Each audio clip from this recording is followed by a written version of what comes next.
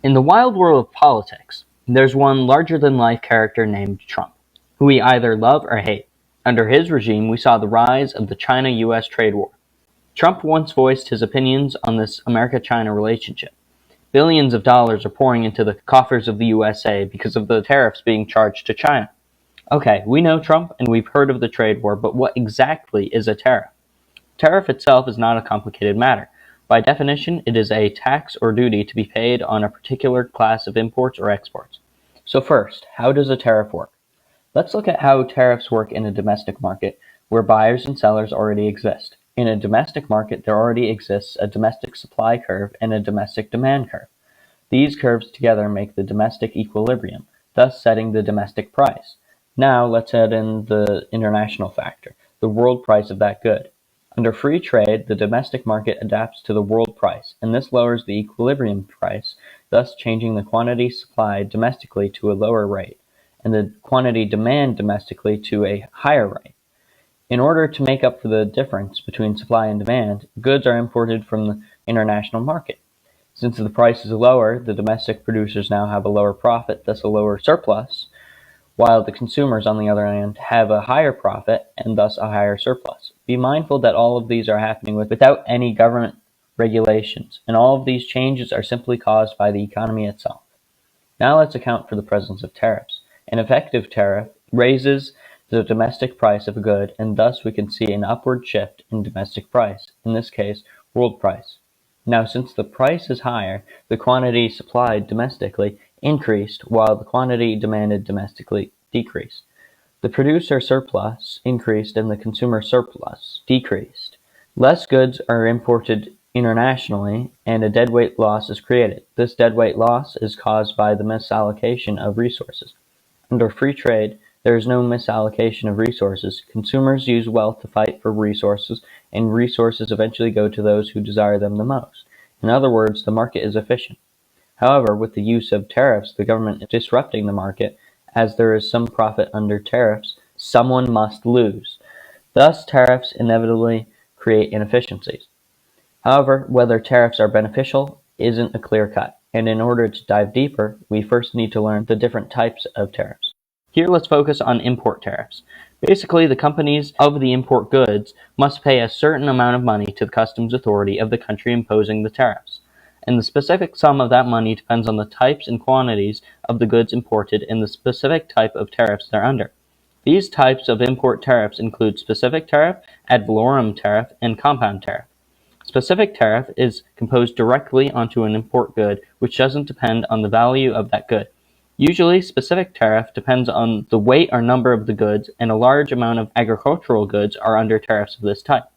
Unlike specific tariff, ad valorem tariff charges a percentage tax on an import good. So when companies export their goods to a country which uses this tariff, they will have to pay taxes based on the value of their goods. Compound tariff is a combination of specific tariff and ad valorem tariff. It sets a ceiling for the amount of products imported. If the amount of goods is below that ceiling, companies only need to pay a low amount of taxes.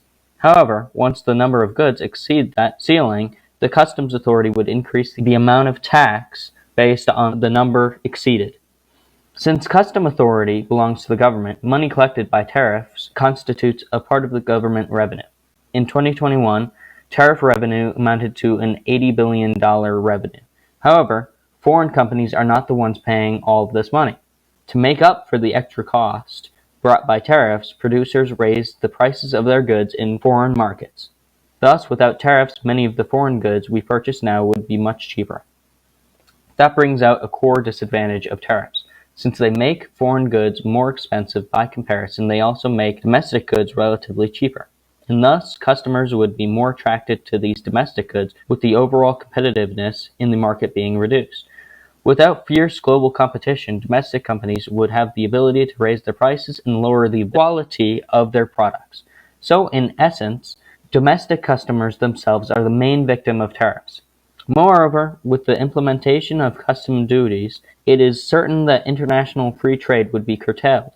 Using the comparative advantage theory, we know that global free trade will lead to countries specializing in what they do most efficiently, and thus reducing dead weight to its minimum.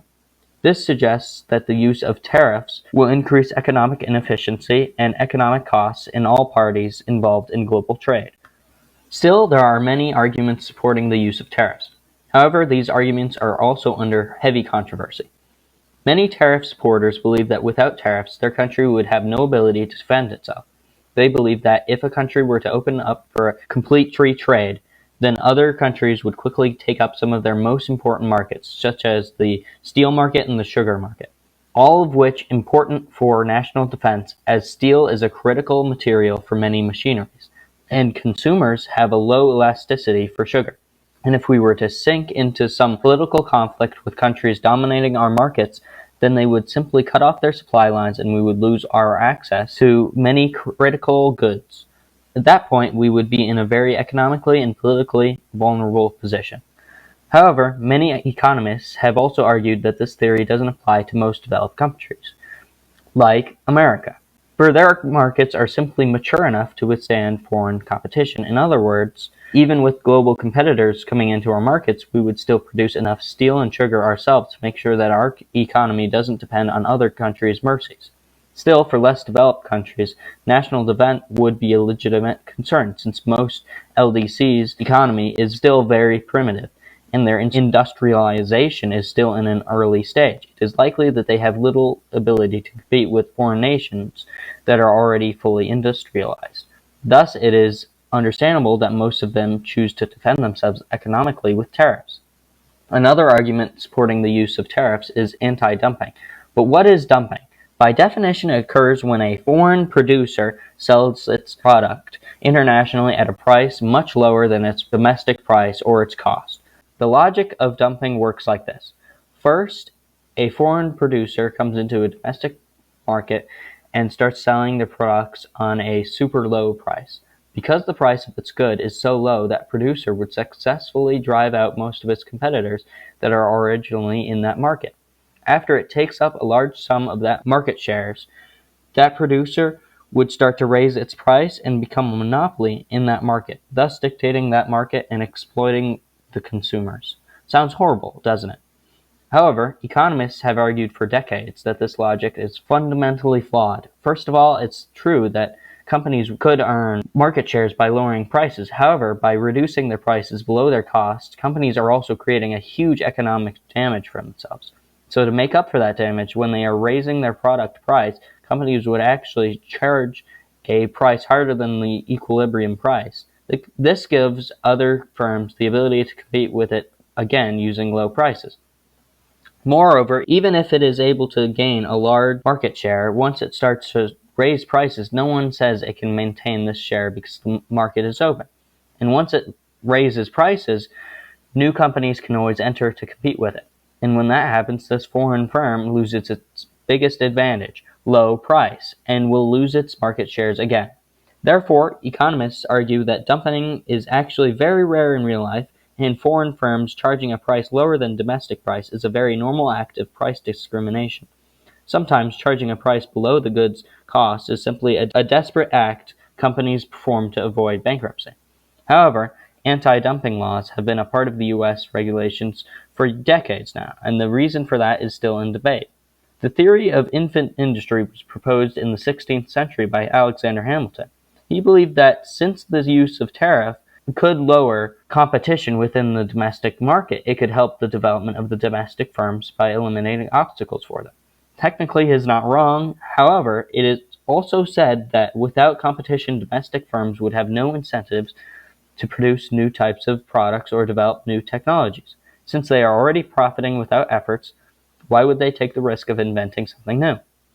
Foreign companies can bring a healthy dose of competition into our markets and incentivize domestic firms to increase their product qualities or lower the cost of their products so they can afford lower prices, all of which beneficial to customers. Overall, tariff is a tax or duty to be paid on a particular class of imports or exports. Still, although tariff increases government revenue, it also adds an implicit cost on the customer's side, and whether tariffs are beneficial or not to an economy is still unclear. If you like our video, please consider to like and subscribe. You clicking that thumbs up means a lot to us and helps us make more videos like this.